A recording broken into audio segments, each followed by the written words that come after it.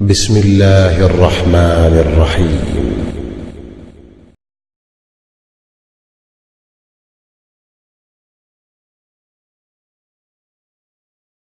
الحمد لله حمدا كثيرا طيبا مباركا فيه كما يحب ربنا ويرضى. أشهد أن لا إله إلا الله وحده لا شريك له وأشهد أن محمدا عبده ورسوله. اللهم صل على نبينا محمد وعلى آله وصحبه أجمعين ومن تمسك بسنته إلى يوم الدين. ثم أما بعد. قال إمام البربهاري رحمه الله تعالى قال: إذا رأيت الرجل رديء الطريق والمذهب فاسقا فاجرا صاحب معاصي ظالما وهو من أهل السنة فاصحبه واجلس معه فإنه ليس تضرك معصيته. The great Imam al-Barbahari rahmatullah alayh, he says, if you see a man who has a despicable way about him, if you see a man who has a despicable way and manner about him, he is an individual who is fasiqan fajiran, he is a criminal, lowly individual. Sahiba ma'asin, he is a companion of sins. Zaliman, he is an oppressive individual. Walakin huwa min ahli sunnah, but he will be from the people of the sunnah. He's from the people of the sunnah. He has a despicable manner, despicable way, sinning criminal, oppressive individual, given to sin, but he is from the people of the sunnah. Fashabhu wajlis ma'a, then sit with him, or be his companion and sit with him, because verily his sins will not harm you. Because verily his sins will not harm you. Inshallah ta'ala, we're going to look at this speech and put it in its proper context. Bithnillahi ta'ala. But we will save the mentioning of that context for a few moments later, inshallah. وقال فضيلة الشيخ العلامة الشيخ صالح الفوزان حفظه الله تعالى, in commenting on this statement, the individual who has a despicable manner and way about him, the individual who is a fasiq, he's a criminal, and the like to the end of it. The Shaykh, he says, مصاحبتك للفاسق السني على ما فيه من الفسق وفعل المعاصي ومجالستك له خير من مجالستك للمبتدع. He says that for you to be the companion and to sit with a Sunni who is a criminal and who does sins, your sitting with him is better for you than for you to sit with an innovator. Your sitting with the sinning Sunni is better for you than to sit with the seemingly righteous innovator. Naam. Inshallah ta'ala, this is the subject that we want to examine and to look at inside of these next few moments, inshallah ta'ala. And this brings to mind a reality that is missed by many individuals. is that there is never a situation, there is never a time, there is never a circumstance wherein it is better for you to be the companion of a mubtadi' than it is for you to be a companion of a Sunni. In other words, there is never a time, there is never a situation that it is better for you to be with the Hizbi than to be with the Salafy. There is never a time that it will be better, more prestigious, more safer for you to be with the innovator than to be with a Salafi. That no matter what the Salafi is upon, no matter what type of character the Salafi he may have, no matter what type of bad character he may possess, being his companion will always be superior, will always be safer, will always be better than to be a companion with a person of innovation. And this is a point that is important to know and to understand. This is what the great Imam al-Barbahari rahimahullah ta'ala, he's illustrating here in this chapter, or with this point. He's illustrating this reality. So now we have to ask ourselves, where then therefore does it come the principle that we will stay away from these individuals because they are not Salafi in their akhlaq? So rather we will be with the individuals who admittedly are not Salafi, but they possess seemingly good akhlaq. Where then therefore comes this understanding? It is not from the Salaf, it is not from Sharh Sunnah. The Fadilatul Shaykh Al-Allama Shaykh Salih Fawzan, he goes to explain, because as is well known, al-bid'ah ahabbu ila shaytan min al-ma'asiyah. As is well known, bid'ah is more beloved to the shaytan than ma'asiyah. Shaytan, he loves bid'ah more than he loves sin. The shaytan would rather you do the bid'ah than do the sin. The shaytan prefers bid'ah. The shaytan, he prefers bid'ah. If he had to choose for you between the bid'ah and the ma'asiyah, he would want for you the bid'ah. It is only as a consolation if he cannot get you to do the bid'ah, then he will encourage you with the ma'asiyah, hoping that he will bring you back around and open you up and break you down so that you can do the bid'ah. Why is this? Shaykh Salih Fawzan, he explains, he says, لِأَنَّ الْعَاصِي, he said, because the one who is a sinner, لَأَنَّ الْعَاصِي يَعْرِفُ أَنَّهُ عَاصٍ, the sinner knows he's sinning. The one who commits sins, he knows it's wrong, right? The one who drinks alcohol, for example, he knows that the drinking of alcoholic beverages is haram. He knows it's haram. He doesn't drink these beverages thinking that it's okay, thinking that it's good, thinking that it has therein some type of merit, but he does so thinking and believing that it's wrong. I shouldn't be doing it, but yet he does it. Damn. The Shaykh, he says, يُرْجَى أَنَّهُ يَتُوبَ, it is hoped that he will make tawbah because he knows he's wrong. A person who knows he's wrong is a person who knows that he has to make tawbah. A person that knows he's wrong is a person who knows he has to make tawbah, and it's hoped that he will make tawbah, inshallah ta'ala. Naam. The Shaykh, he says, بِخِلَافِ الْمُبْتَدِعِ, contrary now is the innovator. فَإِنَّهُ يَعْتَقِدُ أَنَّهُ عَلَى حَقٍّ, because the mubtadi', he believes and he thinks he's upon the truth. The mubtadi', he thinks and he believes he's upon that which is correct, that which is right. وَلَا يَتُوبُ, so he won't ask for forgiveness, he won't make tawbah. Naam, because do you make tawbah from something you deem right? Do you? Like the brother Zallahu Khaira, he just passed to me a cup of coffee, right? Do people make tawbah for drinking coffee? Huh? No, because it's halal, it's okay.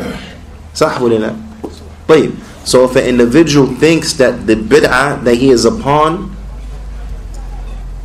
is good, is something which will bring for him superiority, is something that will get him close to Allah. That's what he believes. He's wrong, of course, but it's what he thinks.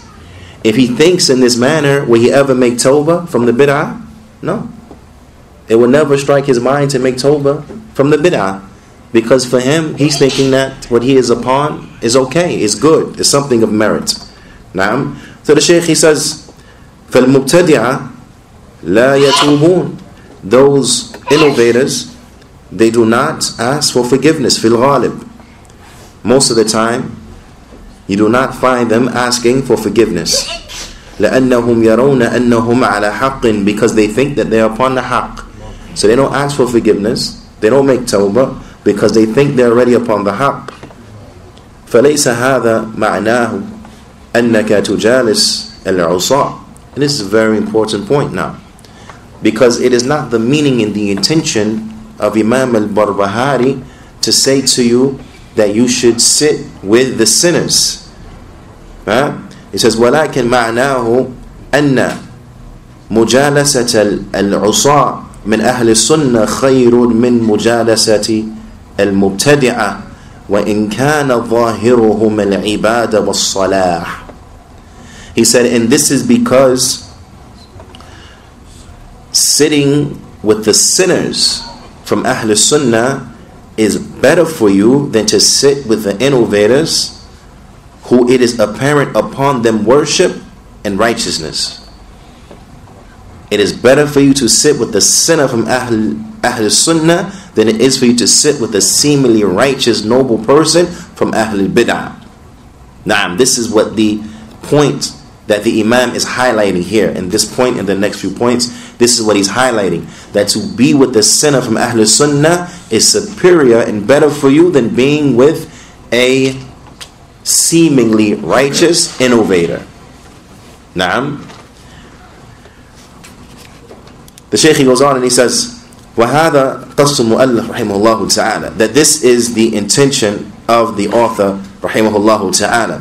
وَلَا شَكَّ أَنَّ الْبِدْعَةَ شَرٌّ وَأَحَبُّ إِلَى الشَّيْطَانِ مِنَ الْمَعْصِيَةِ. He said, and without doubt, the bid'ah is more evil and more beloved to shaitan than the ma'asiyah. لأن صاحب البدعة لا يتوب منها. Because the companion of bid'ah, the innovator, he will not repent from the innovation. بخلاف صاحب المعصية. In contrary now from the companion of sins, the one who can make sins, the one who makes sins and commits sins, he would repent. فإنه يرجى. Then we have hope. It is hoped. أن يتوب منها. It is hoped that he will make tawbah from it. لأنه يعتقد أنها معصية. Because he knows that this is a ma'asiyah. He knows this is a ma'asiyah. نعم. The Shaykh, he says, وقوله وهو من أهل السنة فاصحبه. And his statement, he is from the people of the Sunnah, so therefore be with him. أي ما لم يخرج عن الإسلام. As long as he does not leave Islam.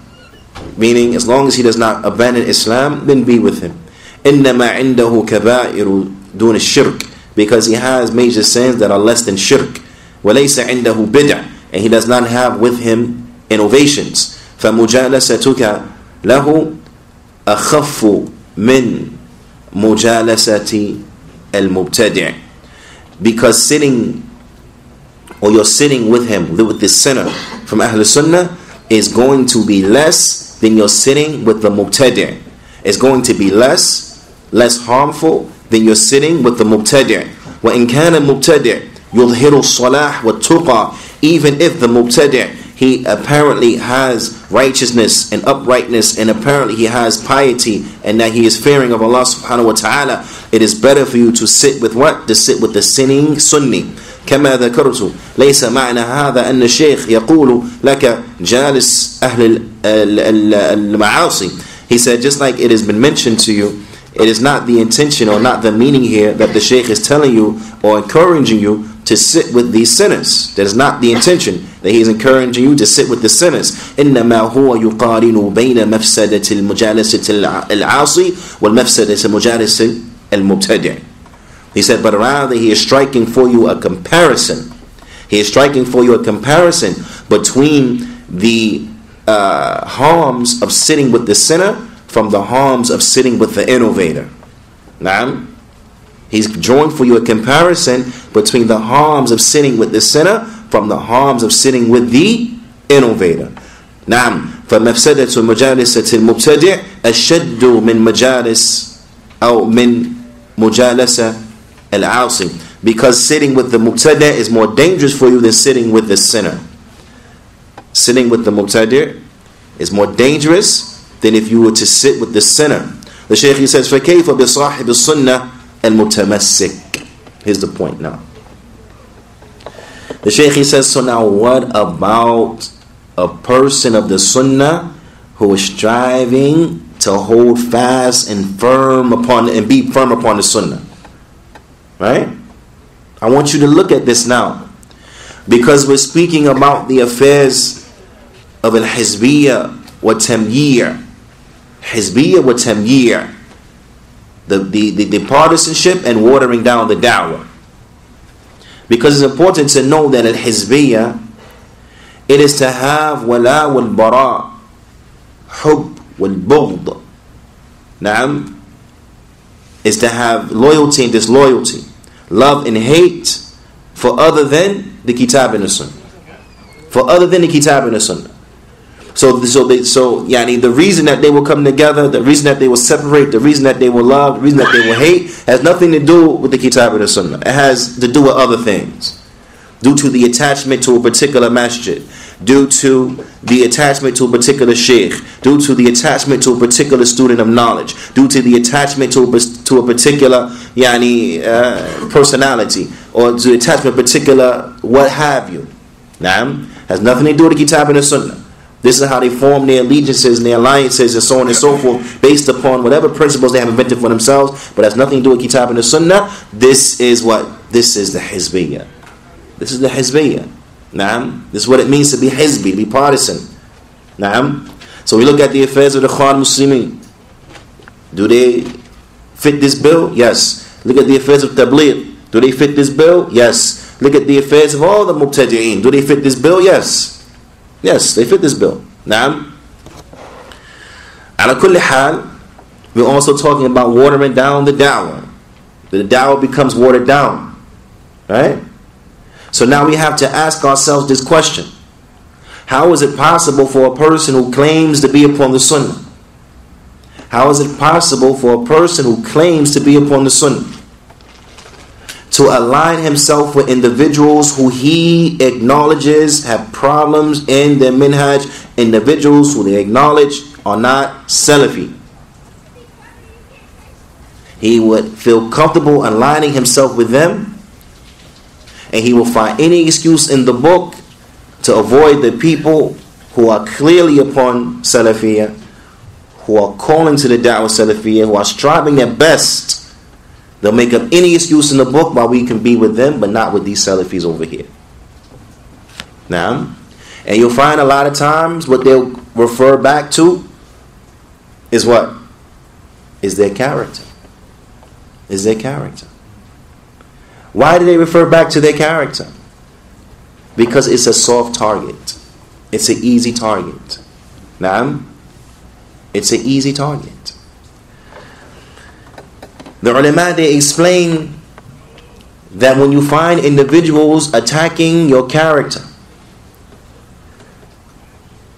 when you find individuals who attack your character and launch and invent lies against you,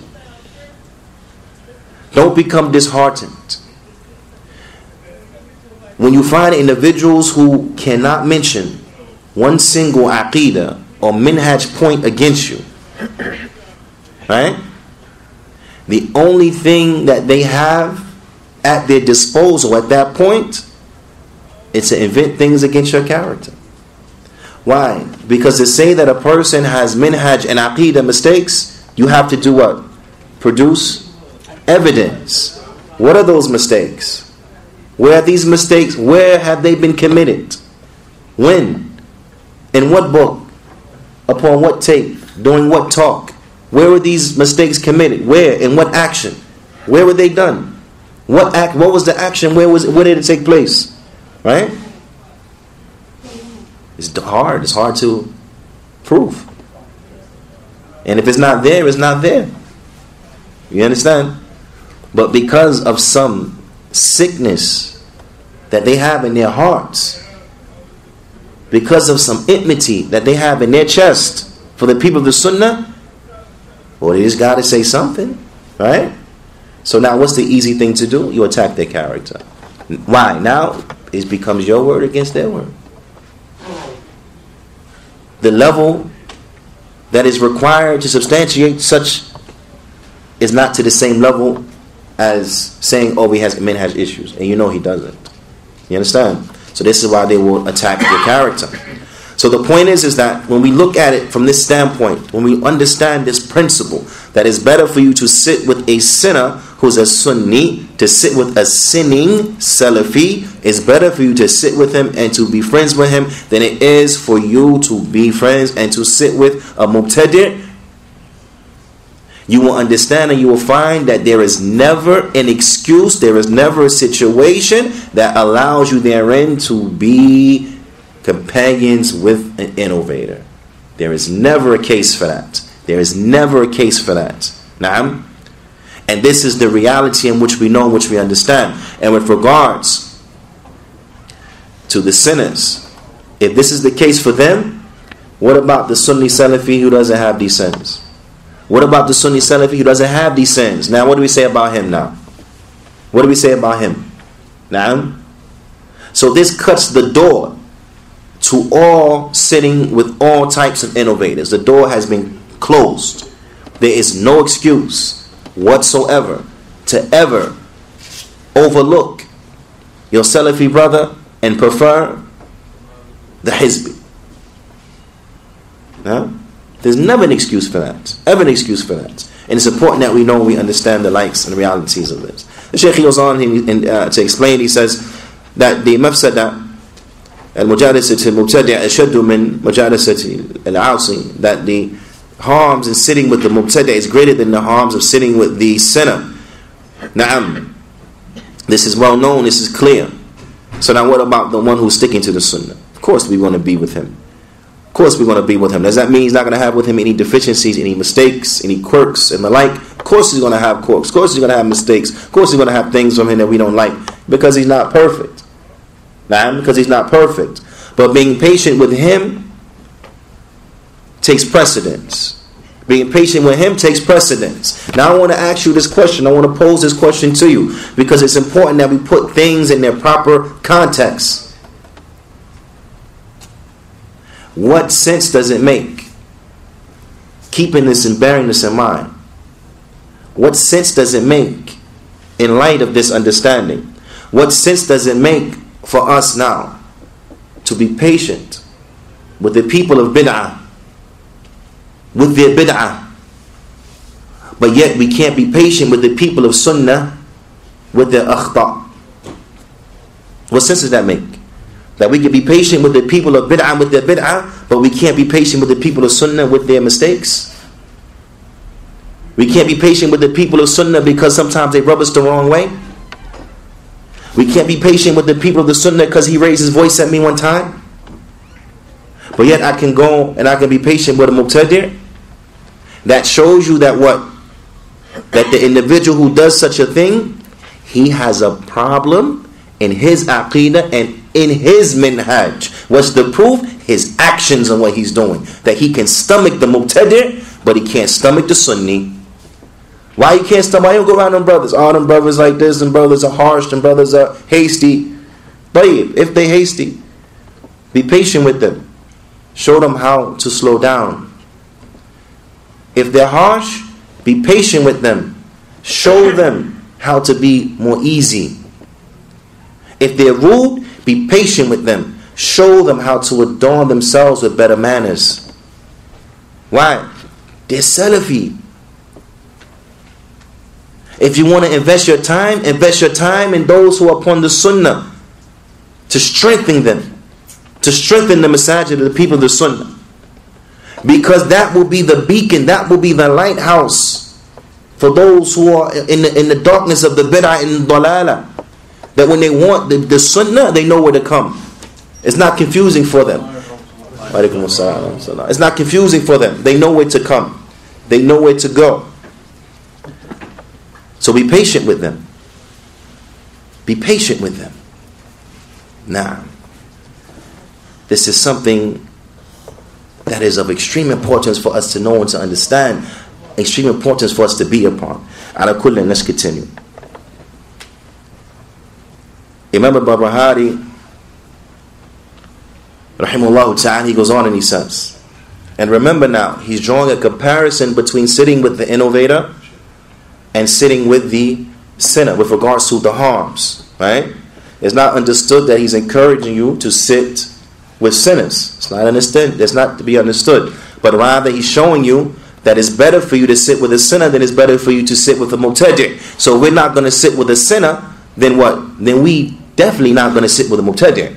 If I'm not going to sit around a bunch of thieves, then I most definitely is not going to sit around a bunch of Ash'aris. You see? This is the reality. This is how we should be now. But when you see deviation in that, it's because the person has in him deviation. He has in him mistakes in his aqeedah, mistakes in his minhaj.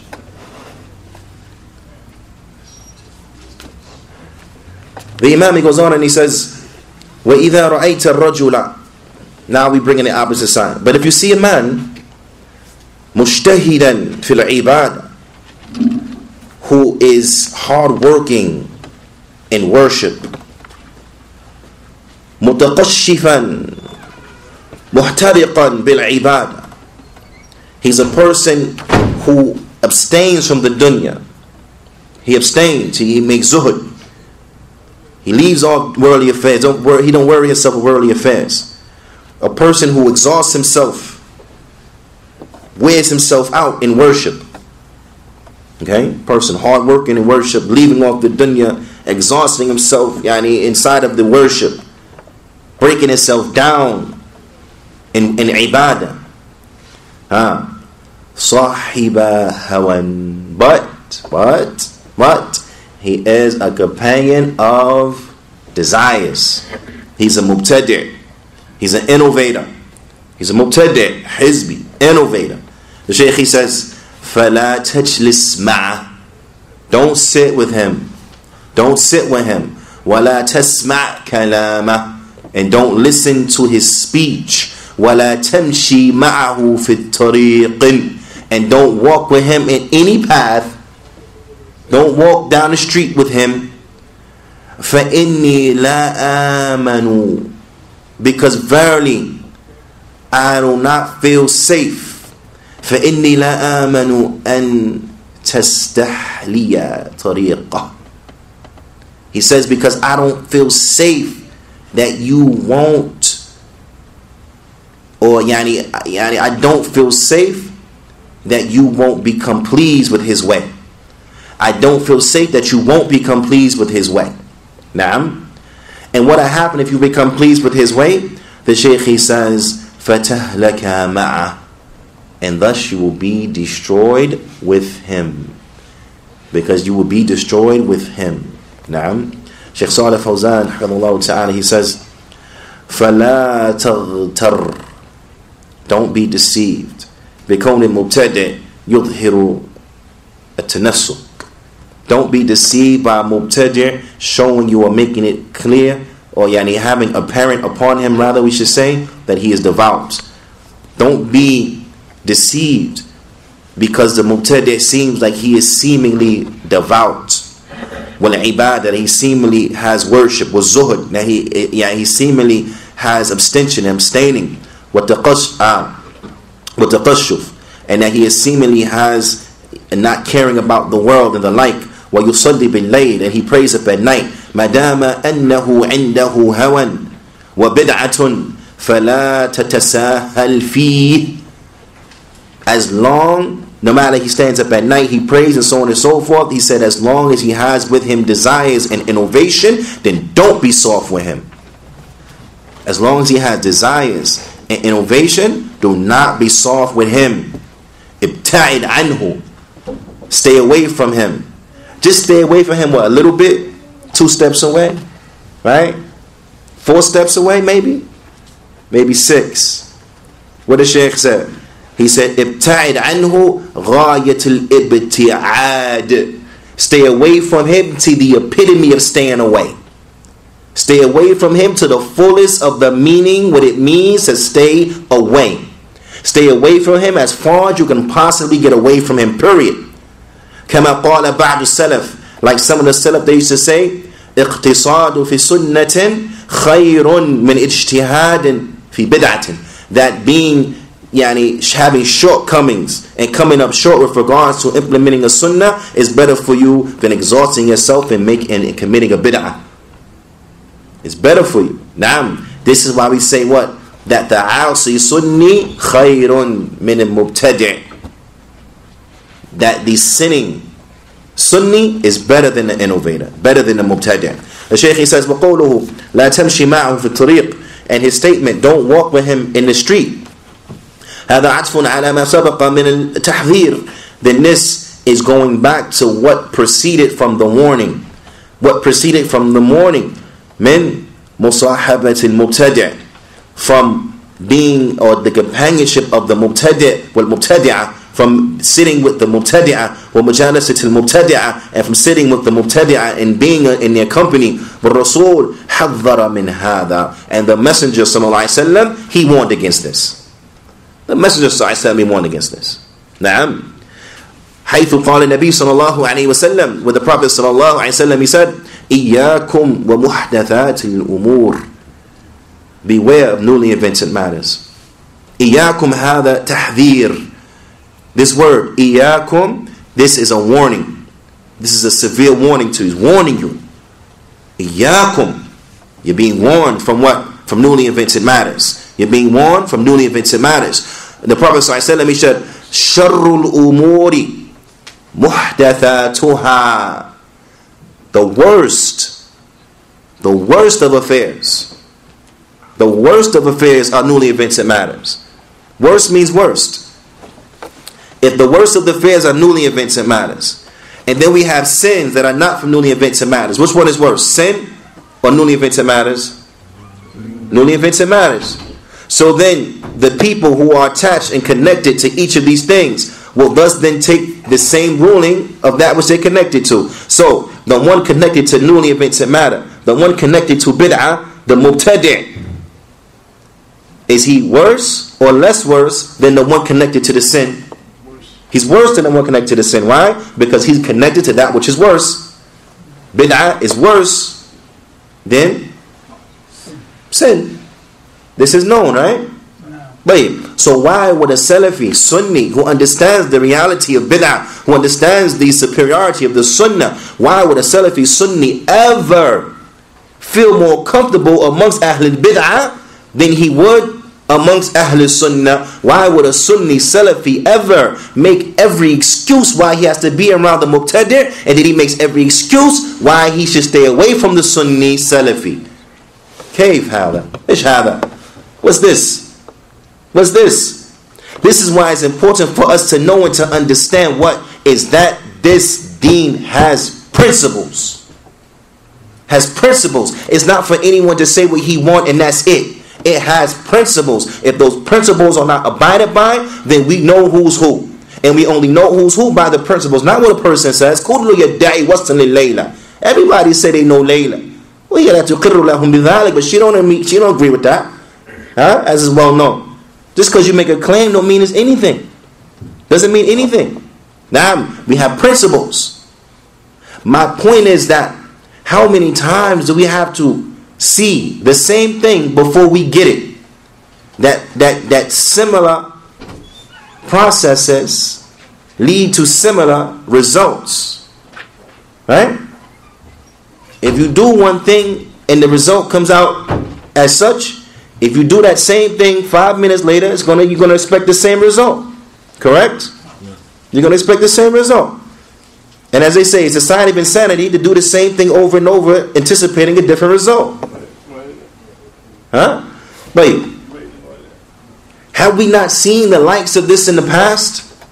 Individuals who claim to be from the Salafis, but yet all their criticism, all of their anger is for the Salafis, and that same individual is quiet about the Hizbis. The same individual goes around the Hizbis, same individual has something good to say about the Hizbis, but always criticizing the Salafis. Have we not seen this before? Have we not seen this in Tahir Wyatt? Have we not seen this in Shadid Muhammad? Have we not seen this in Bilal Phillips? We've seen this over and over again. We see this over and over again. It is important for us to stop this right now. It is important for us to stop just knowing names. It is important for us to know methodologies.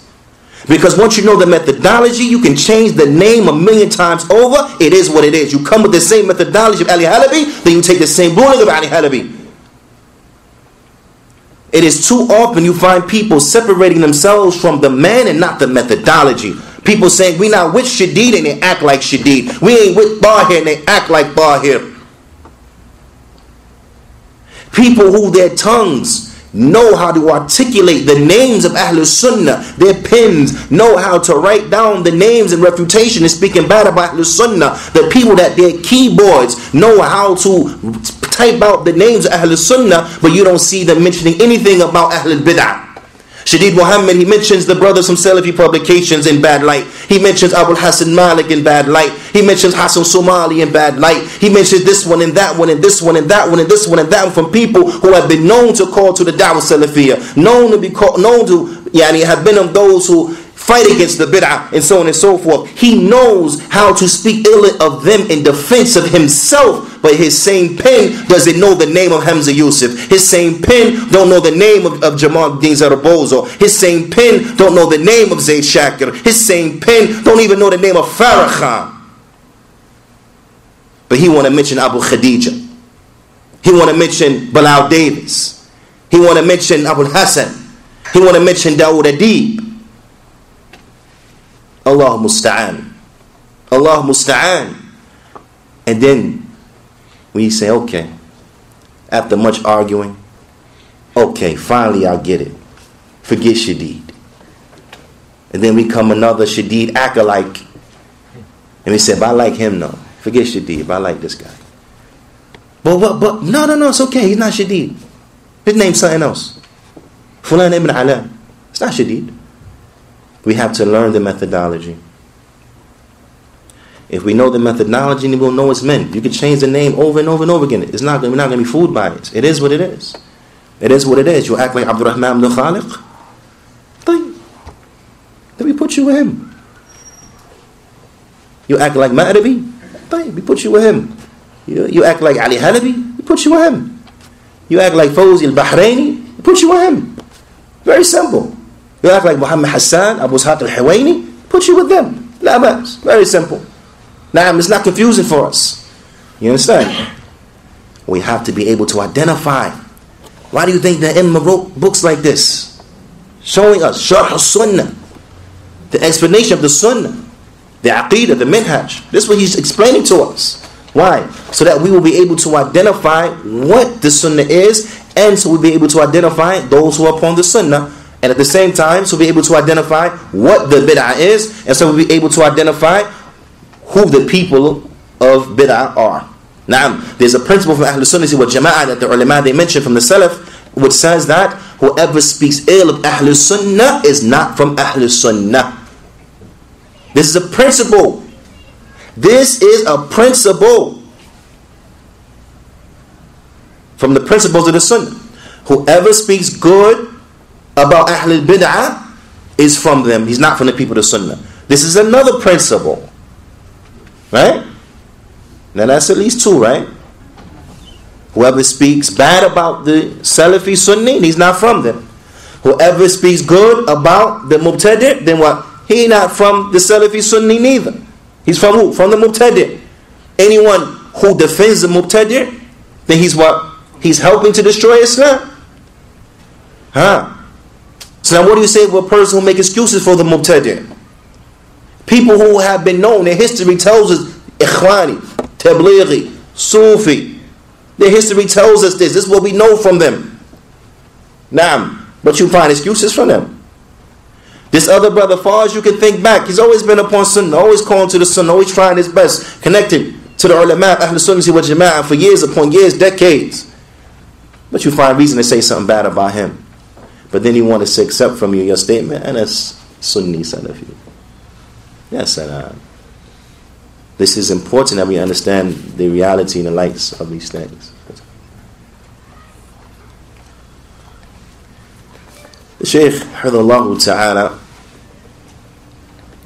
he goes on and he mentions, and he says, in commenting on the statement of the Imam, لا تمشي معه في طريق, do not walk with him in a pathway, لأنه يؤثر عليك.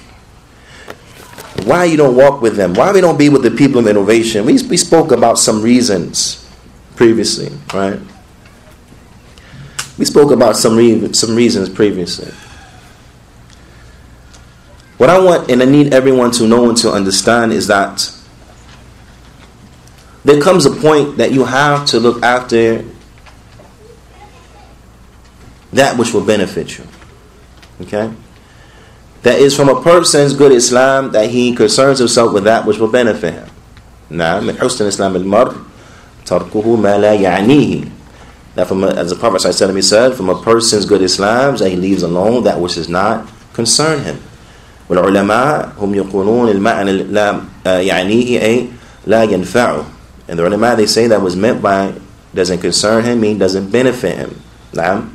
But we also understand from this the taking of the opposite, that from a person's good Islam is what أَخْذُهُ بِمَا يَعْنِي أي مَا يَنْفَعُهُ, is that it means that he will take to that which benefits him, meaning he would take to that which concerns him, meaning he would take to that which benefits him.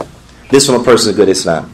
Okay? That you strive after doing that which will benefit you, and you run away from that which will harm you. That's from a person's good Islam.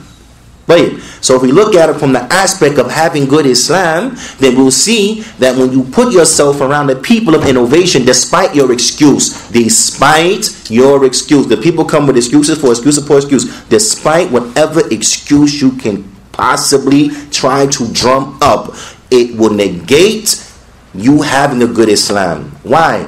Because as the Shaykh he says that the Imam, he said, don't walk with him. Why don't you walk with him? He said, because he will affect you.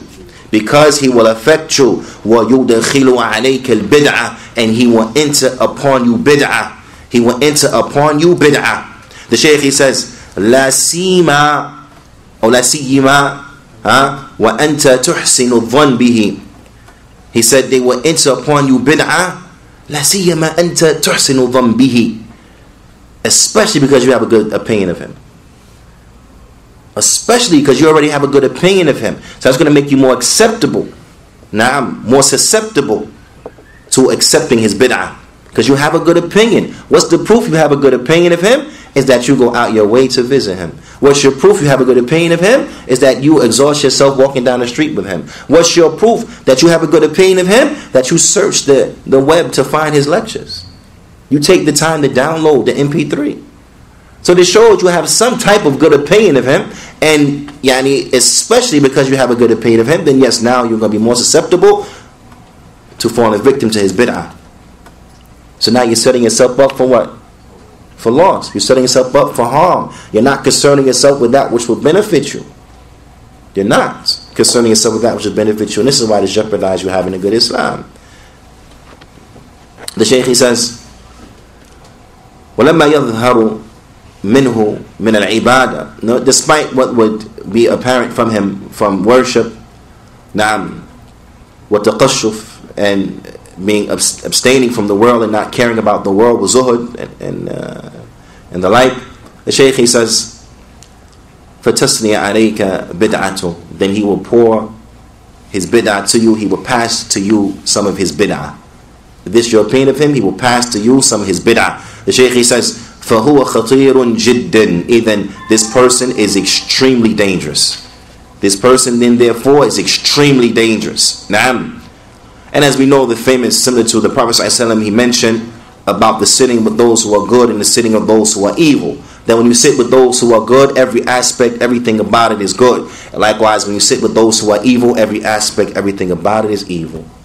Everything about it is evil. Now, there is no good that is protected or that is connected therein. In highlighting this point, the Imam, rahimahullah ta'ala, he mentions a real life situation. He mentions a real life situation that had taken place in the past of one of the Imams from the Salaf. From one of the Imams, from where? From the Salaf. So now we want to look back at our current time now, and we want to compare his understanding to the understanding of the people running around here right now, these modern day individuals. We want to compare that to the understanding of our contemporaries who want us to believe that which they want us to believe. The Imam, rahimahullah ta'ala, he says, Ra'a Yunus bin Ubaidah ibn. The Yunus bin Ubaidah, he saw his son. He saw his son. طيب. وَقَدْ خَرَجَ مِنْ عِنْدَ صَاحِبِ الْهَوَى. And he was coming out from the house of a person of desires. He saw his son. And his son was exiting the residence of a person of desires. فَقَالَ. So he said to him, يَا بُنَيَّ. Oh my son. مَا أَيْنَ خَرَجْتَ. Where you coming from? Where you coming from? فَقَالَ مِنْ عِنْدَ Amr ibn Ubayd. He said, I was coming from Amr ibn Ubayd. Amr ibn Ubayd, he was from the leaders of the people of Bid'ah. Na'am. He said, I was coming from the house of Amr ibn Ubayd. And Amr ibn Ubayd was from who? From the leaders of the people of Bid'ah. He was from the Imma of who? Of the Mu'tazila. He was from the Imma of the Mu'tazila. It's serious now. Na'am. He was the leaders of the Mu'tazila. Just serious. He saw him coming out of his house. So what did he say to him? Did he just say to him, okay, no problem, maybe you could take some good from him? Right? Did he say for him, well, just watch out for these points, that's it, and you should be fine? Did he say this to him? No, but rather he gave to him and showing the dangerousness, showing the evil of the people of innovation. He gave to him a similar tool that will last with him, inshallah ta'ala, that lasted with him, inshallah ta'ala, and that will last with us, bi'idhnillah. He gave to him a similar tool, so that he can understand. He taught him a very valuable lesson. So he said to him, قَالَ يَا بُنَيَّ. He said, oh my son, لِأَنْ أَرَاكَ خَرَجْتَ مِنْ بَيْتٍ خُنْثَى أَحَبُّ إِلَيَّ مِنْ أَنْ أَرَاكَ تَخْرُجُ مِنْ بَيْتٍ فُلَانٍ وَفُلَانٍ وَلِأَنْ تَلْقَ اللَّهِ يَا بُنَيَّ زَانِيًا فَاسِقًا سَارِقًا خَائِنًا أحب إلي من أن تلقاه بقول أهل الأهواء. He said, oh my son, this is a lesson now. He said, oh my son, we want to see where do we put things, what proper scope do we look at things, and how do we what's the proper perspective on the likes of these things. He said, oh my son, verily the myth, he said, verily that I see you come out of the house of the hermaphrodite. You understand what a hermaphrodite is, man? He said, my son, that I see you come out of the house of a hermaphrodite is more beloved to me than to see you coming out of the house of this person and that person from the people of innovation. He said, oh my son, that you meet Allah as a fornicator, that you meet Allah as a sinning criminal, that you meet Allah as a thief, you meet Allah as a person who was treacherous and betrayed trust and stuff like that. He said, it's more beloved to me than that you meet Allah with the statements of the people of desires.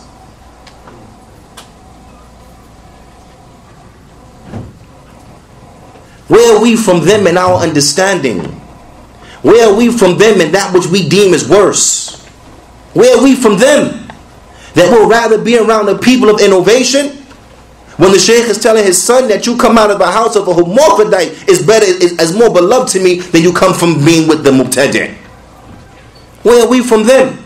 And Imam al-Barbahari rahimahullah ta'ala, he explains, he said, أَلَا تَرَى إِنَّ يُونُس ibn Ubayd قَدْ عَلِمَ أَنَّ خُنْثَى لَا يُضِلُّ ابْنَهُ عَنْ دِينِهِ. He said, don't you see? Imam al-Barbahari now is drawing a point home, highlighting this point. He said, don't you see that Yunus ibn Ubayd, he knew with a surety that the hermaphrodite will not destroy his son's religion. He knew that the hermaphrodite would not lead his son astray. وَأَنَّ صَاحِبَ الْبِدْعَةِ يُضِلُّهُ حَتَّى يَكْفُرُ. He said, but the person of innovation will lead him astray until he becomes a kafir. You understand this? The person of bid'ah will lead him astray until he becomes a kafir. Alaikum Salaam. All of this in drawing home the point that what? That is better for you to be with the sinner who's a Sunni than to be with the seemingly righteous Mubtadi'. Right? طيب. Is there anyone now who wants to go sit around a bunch of thieves and hermaphrodites? Huh? No. Anyone want to go chill out with a bunch of crackheads? No. Right? No, we don't want to do that. So the same way you find disgust if someone say, go chill out with a bunch of crackheads. All these people addicted to this drug or that drug. Go be with them. Go chill out with these criminals. Do you see the type of disgust that comes inside of you? Just the thought of it.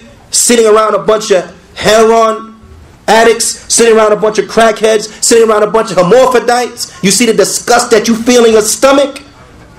You see that, right? But yeah, the mere thought of sitting around Ahl al-Bid'ah should be tenfold. You should be even more disgusted. You should be even more disgusted. And if you had a choice between the Muqtadi, Tablighi, Sufi, Ikhwani, and the hermaphrodite, who you going to pick? I'd rather be with the hermaphrodite than to be with y'all. And if you're not going to find me with them, you definitely never going to see me with you. That's the statement of the Sunni Salafi. He didn't tell his son, that's good. Go back next time and advise him. This is an opportunity. Give him dawah. He didn't tell his son that. He didn't tell his son, maybe now we can teach them, bring about big good, and we can change their leader. This has been big good to the belly. Get me in next time with you. We'll get them together. He didn't tell his son that. He tell his son, I'd rather see you come out with the house of criminals than to come out the house of these. I'd rather see you come out the house of the hermaphrodite than come out the house of these people. I'd rather see you meet Allah as a criminal, meet Allah as a thief, meet Allah as a fornicator, than that you meet Allah with the belief of these people. That's what I'd rather see for you. That's a way of telling him what? The same way you're not going to be with them, then you better never be with them ever again. This is where we should be at. How come we not like that? How come we don't have this disgust for bid'ah? Why? Because something wrong with our aqidah. That's it. Why we don't have disgust? Because something's wrong with our aqidah. There's holes in it, deficiencies. And if a person got problem with their aqidah, then are we surprised when he showed us and we see problems in his minhaj? You see? And once we identify these problems in his minhaj, we know what? He has problems in the aqidah. Obviously he doesn't understand. Obviously something wrong with the way he believes, because anyone who understands bid'ah will hate it and his people. Anyone who understands bid'ah will hate it and his people. Naam. So much so that some of the scholars, they have added this to the definition of Islam. Right? The definition of Islam, right? That we are compliant to Allah Ta'ala. Huh? And istislam lillah bit tawheed, that we submit ourselves to Allah with tawheed, with qiyam lahu bit ta'ah, and that we are compliant in obedience to Him. Right? Right? Wal bara'a min shirk wa ahli, and that we stay away from shirk and the people of shirk. And then some of the scholars add wa min bid'ah wa mubtadi'ah, and from bid'ah and the innovators. And the innovators. Now, because this is to the extent, this is how dangerous the bid'ah is. Because look, bid'ah is not Islamic. Bid'ah is the opposite of Islam. Because there's no proof in the Qur'an, not in the Sunnah, nor in the way of the Salaf, for any of this stuff. This is newly invented stuff people just brought out of the air. It has nothing to do with Islam. Naam. So why we don't hate it? Why we don't hate the people who are upon it? Why do we make excuses to be around them? Why are we so eager to rub elbows with them? Why? And then at the same time, why will we avoid the Salafi Sunni? Why will we make any excuse to not be around him? Why would we do that? If we understood correctly. Answer, we would. If we understood correctly, we wouldn't act like that. But because we don't, this is why that happens. Because the individuals don't, this is why what happens. So it is incumbent that what? That we don't fall for anybody who just tell us anything. But that we apply these principles. And as they do things, we look at them and we look at the Salaf. And we say, where are you from them? We look at ourselves, look at the Salaf. We say, where are we from them? Naam. And then we move accordingly. We take our stances accordingly. So on and so forth. So it is a must, ya ibad, that we know, we understand this particular point, so that we may have success. Bithnillahi ta'ala. It is a must that we stick to that which the Salaf they were upon. Because if we deviate from their way, we're not going to be safe.